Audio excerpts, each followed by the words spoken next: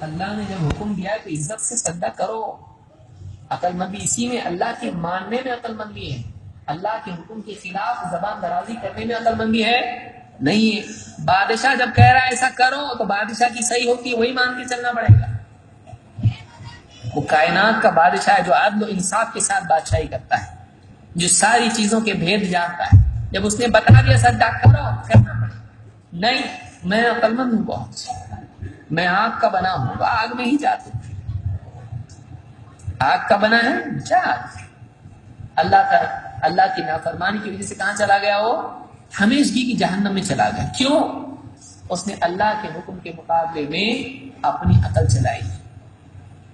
اسی لیے ابن کثیر کہتے ہیں قاس قیاسا فاسدا فی مقابلۃ النص. ابلیس نے کیا کیا؟ نص کے مقابلے میں، دلیل کے مقابلے میں، اللہ کی بات کے مقابلے میں فاسد قیاس کیا. غلطی کی، اس نے بہت بڑی غلطی کی. عقل چلائی اللہ کے حکم کے مقابلے میں. اہل حدیث ایسا نہیں کرتے. اہل حدیث کیا کرتے ہیں؟ عقل میں ایسا آ رہا، عقل میں لگ رہا ہے سود بھی فائدہ ہے، پروفٹ ہے، لیکن اللہ تعالیٰ کیا فرما رہا ہے؟ وَأَحَلَّ اللَّهُ الْبَيْعَ وَحَرَّمَ الرِّبَا.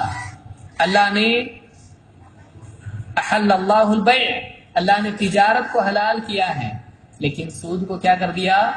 حرام کر دیا. تو عقل کہہ رہی ہے کہ سود اور پروفٹ میں کیا فرق ہے، لیکن اللہ تعالیٰ فرما رہا ہے کہ نہیں، سود حرام ہے اور تجارت کا پروفٹ کیا ہے؟ حلال ہے. تو اب کس کی مانے گا؟ عقل کی یا اللہ کی؟ اللہ کی ماننا پڑے گی. یہ اہل حدیث ہے، یہ اہل حدیث ہے کہ دلال کے مقابلے میں اپنی عقل استعمال نہیں کرتا ہے. دلائل کے سمجھنے کے لیے عقل استعمال کرتا ہے، دلائل کے سمجھنے کے لیے عقل استعمال کرتا ہے. عقل استعمال کرنا ہے لیکن دلائل کے مقابلے میں نہیں، اللہ اس کے رسول کی بات کے رد کرنے کے لیے نہیں، بلکہ اس کو سمجھنے کے لیے، اس کے صحیح فہم کے لیے. جس لیے کہ اللہ تعالیٰ نے فرمایا وَيَسْأَلُونَكَ عَنِ الرُّوحِ، لوگ آپ سے اے نبی روح کے بارے میں پوچھتے ہیں. قُلِ الرُّوحُ مِنْ أَمْرِ رَبِّي، آپ کہیے روح میرے رب کے حکم سے ہے. وَمَا أُوتِيتُم مِّنَ الْعِلْمِ إِلَّا قَلِيلًا، اور تمہیں علم بہت تھوڑا دیا گیا ہے، تمہیں علم بہت تھوڑا دیا گیا ہے، یعنی تم کو سارا علم ہے نہیں ہے. ہم کو سب کچھ معلوم ہے نہیں. کوئی ہے ایسا جو صاحب معلوم ہے مجھ کو، ہم کو اپنے بارے میں نہیں معلوم ہے. ایسا کیسا ہوتا ہے؟ ہم کو اپنے بارے میں نہیں معلوم ہے. ہم کو خواب کیوں آتے ہیں؟ سوچے گا کہ سائنسدانوں کے پاس جواب نہیں ہے. ابھی ریسنٹلی ایک آرٹیکل آیا تھا، اب تک سائنسدانوں کو معلوم نہیں ہے خواب کیوں آتا. اس کے لیے بھی 3-4 تھیوری ہیں، ہو سکتا ایسا ہو سکتا ہو ایسا. ارے اتنے زمان سے آپ سو رہے ہیں، کب جاگیں گے آپ؟ اب تک آپ کے پاس اس کا جواب نہیں. خواب کیوں آتا؟ جواب ہی نہیں ہے. یہ ایک مثال میں بیان کرنا، ایسی کئی مثالیں ہیں. نہیں معلوم سائنسدانوں کو، اتنی موٹی بات ہے. سوتا آدمی خواب دیکھتا واپس جائے گا، لیکن خواب کیوں آتا نہیں معلوم. خواب میں ہمیشہ ہم ہی کیوں ہوتے ہیں؟ آپ نے کبھی کوئی ایسا خواب دیکھا جس میں آپ نہیں تھے؟ ہمیشہ رہتے آپ اپنے خواب میں. کیوں ایسا کیوں کہ ہر خواب میں آپ رہتے؟ ایسا کیوں؟ ایسا خواب نہیں دیکھتے آپ کیا آپ نہیں تھے اس کے اندر؟ ایسا کیوں نہیں جواب اس کا کوئی. ایسے کئی سوالات ہیں. روح کیا ہوتی ہے؟ آدمی مرتا ہے تو اس میں سے کیا کم ہوتا ہے؟ کیا چیز اس میں سے نکل جاتی ہے کہ وہ مر جاتا ہے؟ ورنہ ہڈی وہی، پسلی وہی، گوشت وہی، آنکھیں ویسی، سب کچھ ہے، خون بھی جسم میں باقی ہے. کیا کم ہوا؟ وزن کرو اس کا.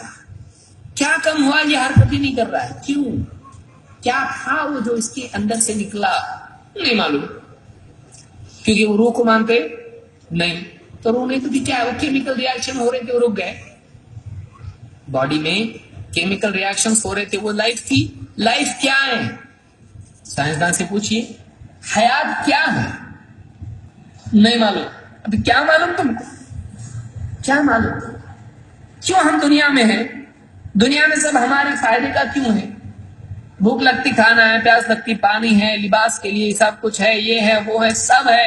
چلنے کے لیے 2 پاؤں ہیں، ایک ہی نہیں ہے، 2 ہیں، اور 2 ہاتھ ہیں، کھانے پینے کے لیے انگلیاں ہیں، دانت برابر وقت پر آتے ہیں، آنکھیں ہیں، کان ہیں سننے کے لیے، بات کرنے کے لیے زبان ہے، دل دھڑکتا ہے، پوچھ کے نہیں دھڑکتا ہے، خود سے دھڑکتا ہے، پھیپڑے، اتڑیاں، وجڑیاں، اور اندر سب کلی، گردے سب، اور عقل اور دماغ سب خود سے کام کرتے ہیں، خون اپنے آپ بہتا ہے، پوچھتا نہیں ہے بہو کہ نہیں. کیوں ایسا؟ نہیں معلوم، ایسا ہی ہے. کیا پھر جواب ہے آپ کے پاس؟ عقل سے جواب ملے گا اس کا؟ نہیں. اس کا جواب اللہ دیتا ہے. وَمَا خَلَقْتُ الْجِنَّ وَالْإِنسَ إِلَّا لِيَعْبُدُونَ الَّذِي خَلَقَ الْمَوْتَ وَالْحَيَاةَ لِيَبْلُوَكُمْ أَيُّكُمْ أَحْسَنُ عَمَلًا. اس نے موت اور زندگی کو پیدا کیا تاکہ تم کو جانچیں کہ تم میں اعمال میں کون بہتر ہے. عقل سارے سوالات کا جواب نہیں دے سکتی. بہت اہم ترین سوالات زندگی کے ہیں، عقل جواب نہیں دیتی اس کا. آپ بتائیے کہ آنسو کیوں آتے، کیوں روتا آدمی؟ رونا کیا ہے پہلے یہ سمجھاؤ. آپ بیٹھ کے، آپ مجھ کو مت سمجھاؤ، آپ گھر میں اپنے آپ کو جا کے بیٹھو گے. رونا کیا ہے؟ اب کتنا بیوقوف کی طرح روتا ہے آدمی. کیا ہے، کیا یہ رونا؟ نہیں سمجھا پائے گا اس کو. کیا ہوتا ہے آدمی کو؟ خوشی کس کو کہتے ہیں، غم کس کو کہتے ہیں، کیا ہے یہ؟ کیوں آدمی ہنستا ہے؟ ہنسی کیا ہے؟ آدمی کے پاس عقلی جواب ان کا نہیں ہوگا جو بیسک کوشچن زندگی کے ہیں. کہاں سے آیا، کہاں جانا ہے، کیا زندگی کا مقصد ہے. چڑیا کا مقصد ہے گھونسلہ بنانا، شہد کی مکھی کا مقصد ہے چھتا بنانا، مچھلیوں کا مقصد ہے، جھینگر کا مقصد ہے، مچھر کا مقصد ہے، مکھی کام کری برابر، چاہے شہد کی ہو یا بے شہد کی. میری زندگی کا مقصد کیا ہے؟ میں کون ہوں؟ مجھ کو کیوں دنیا میں اللہ نے ڈالا؟ میں یہاں کیوں ہوں؟ میری زندگی کا مقصد کیا ہے؟ سائنس جواب دیتا ہے، عقل جواب دیتی ہے. تو عقل اس کا ایک فائدہ ہے، وہ ایک انسٹرومنٹ ہے، وہ گائیڈ نہیں ہے، وہ جج نہیں ہے. اس کا اپنا ایک فائدہ ہے، اس کو استعمال کرنا چاہیے. لہذا قرآن و سنت اور عقل، ہم یہ کرتے ہیں قرآن و سنت کو سمجھنے کے لیے عقل استعمال کرتے ہیں، قرآن و سنت کو عقل کی بنیاد پر رد نہیں کرتے. یاد ہی سمجھ میں نہیں آئی، رد. یاد سمجھ میں نہیں آ رہی، شک. انڈر لائن کرو اس کو ریڈ پین سے. نہیں سمجھ میں آ رہی، آپ کو ڈاؤٹ فل ہے. ہم ایسا نہیں کرتے. اگر ہم کو قرآن و سنت کی بات معلوم ہو جائے، یہ اللہ کی بات ہے، یہ رسول کی بات ہے، پھر نہیں سمجھ میں آ رہی، قصور کہاں ہے؟ میری عقل میں ہے. ویسے جیسے آپ اپنے بیٹے کو سمجھا رہے ہیں یہ شادی نکاح کیا ہوتا ہے، چھوٹا بچہ 5 سال کا، آپ اس کو سمجھا رہے ہیں نکاح کیا ہے، سمجھا سکتے آپ اس کو؟ اس کے لیے نکاح کی بس تقریب، اس کا نام نکاح ہے، اس کے بعد کی زندگی اس کو نہیں معلوم ہے. موت کیا ہے اس کو نہیں سمجھ میں آ رہا. آج اس کو نہیں سمجھے گا، زندگی کا ایک عمر اس کی آئے گی، اس کو سمجھ میں آئے گا نکاح کس کو بولتے ہیں، گھریلو ذمہ داریاں کس کو بولتے ہیں، موت کس کو بولتے ہیں، تب جا کے اس کو سمجھ میں آئے گا. آپ روزانہ جاب پہ کیوں جاتے، نہیں سمجھ میں آئے گا. آج میرے ساتھ کھیلو، اس کو زیادہ صحیح وہ لگے گا. زیادہ صحیح کیا ہے، میں جاب پہ جاؤں گا تمہارے ساتھ کھیلوں. زیادہ صحیح ہے کہ تم میرے ساتھ کھیلو. اس میں کتنا مزہ آتا ہے، جاب پہ جانے میں مزہ کہاں آتا ہے.